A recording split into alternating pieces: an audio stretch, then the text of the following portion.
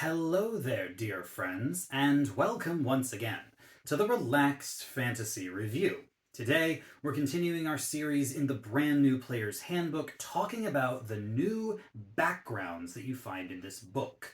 The 16 backgrounds that are provided do much more than the old Player's Handbook used to do. The old one used to give you some skill proficiencies, a small feature that could very well be a ribbon feature, maybe a tool or a language or something like that. They were just there to kind of flesh out your character's backstory and give you a couple token things.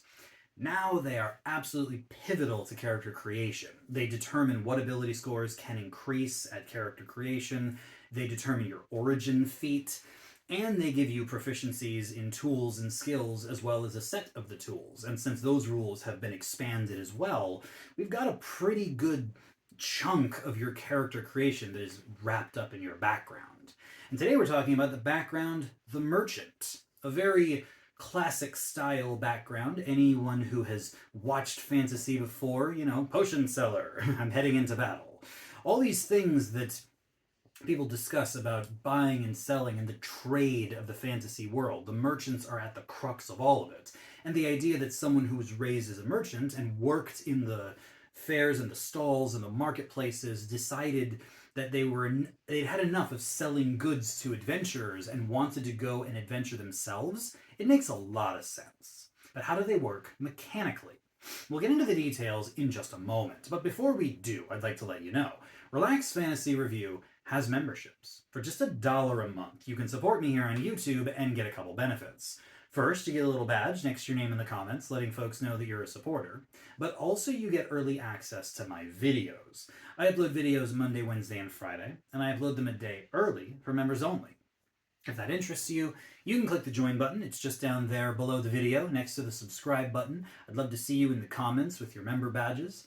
And if it doesn't interest you, that's totally fine too. Just being here to watch the video, liking, subscribing, all that stuff that costs nothing. That's a really, really helpful way to help my channel grow and to share this community that we're building on YouTube. So thank you for being here and watching my content. So Merchant. How does a merchant become an adventurer? With all these backgrounds, you get 3 out of the 6 ability scores, and you can pick from them either a +2 and a +1 to 2 of them, or a +1 to all 3 of them.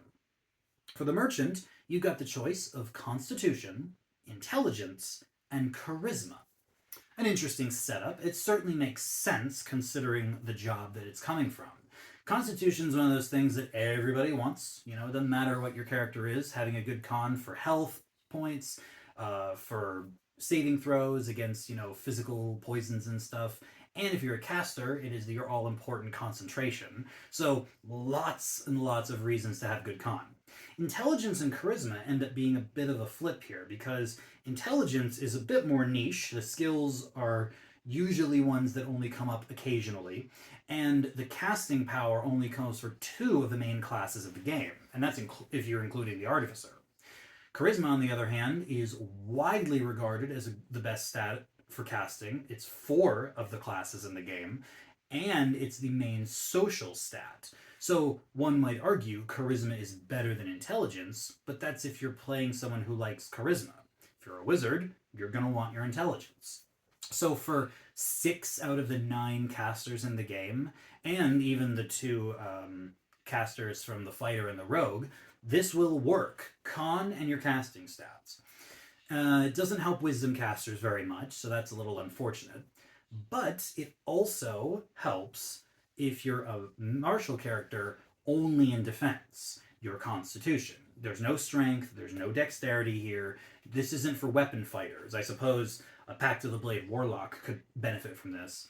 All in all, I think that this is a decent selection that will work for half-ish of the casters in the game. Or of the characters in the game, rather. So I'm going to say 8 out of 10. Not bad at all. Everyone's going to want something from this, but, if you're playing a main martial character or a wisdom caster, you might want to look elsewhere.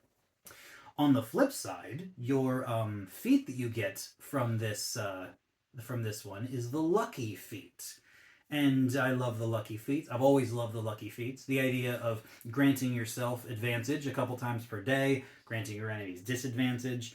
The only trick is that the lucky feature has been reworded to make it so you have to spend the luck point before you roll. It gives you advantage. It gives your enemies disadvantage. It is not a re-roll, which actually means it's a little less powerful, because it used to be you'd roll something and if you failed it, you would just declare you were using a luck point. At least that's how I always saw it used. It's still powerful. And you get luck points equal to your proficiency bonus now, rather than just a flat 3. So later in the game, you get more of these. For critical hit, for critical attacks, for saving throws that you know are going to be bad, I would use this a lot. And I still think it's a 10 out of 10 feat, even if it isn't quite as good as it used to be. As far as your skill proficiencies, you get animal handling and persuasion. Animal handling is one of those skills that I think personally is a bit of a trap. A lot of people take it thinking it's going to help you with wild animals, and it really doesn't. It's not for taming wild animals, it's for handling animals that are already tame. Riding horses, leading pack mounts, doing stuff with, messenger birds or trained dogs, that sort of thing. It doesn't mean that it's useless, it just means that it sells itself as something that it probably shouldn't. And it also, unless you are a mounted character or you're traveling with a caravan, which obviously a merchant would, but as an adventurer, I give it 5 out of 10. Persuasion, on the other hand, I argue is the best charisma-based skill in the game. It allows you to get people on your side or to convince them of something without intimidating them or lying to them. It's just allowing you to be persuasive with the truth. And I think that it is a very, very widespread, useful ability. It can go through all sorts of pillars of play. Even monsters can be persuaded if you can talk to them, depending on their intelligence, of course. But I think it's a 9 out of 10 skill for sure. It's one of my favorites, and definitely my favorite charisma-based skill. Finally, your tool proficiency you get is Navigator's Tools, allowing you to chart a course to a destination, or if you get lost, even use the stars to help you figure out where you are. Not the worst skill in the game. I think that in survival-based campaigns specifically, it will come in handy. But most campaigns, it doesn't work like that. The vast majority of pre-written modules I've run for people, you get a guide, or you get landmarks, or you get information that helps you navigate. The idea that you need Navigator's Tool to go from one place to another, I mean, what happens if you fail your check? You can't find the thing? It feels a little bit of a unnecessary skill unless you're playing specifically survival and navigation. So 6 out of 10, useful when it's useful and useless the rest of the time. I don't know. I think that it is, there are many tools I'd rather have than it. Overall, we're dealing with a mixed bag here. A fantastic feat, ability scores that work for half of the characters in the game, good skill and a not so good skill, tools that I could give or take. It's very mixed. I think overall there's enough here that you can pull this background up to like an 8 out of 10. It's gonna work for you if you're playing into it.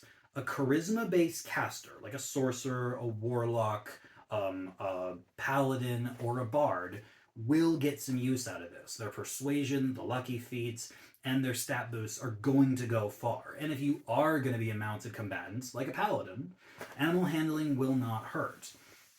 And so yeah, if you're playing a charisma caster in a survival campaign, then yeah, this is good for you.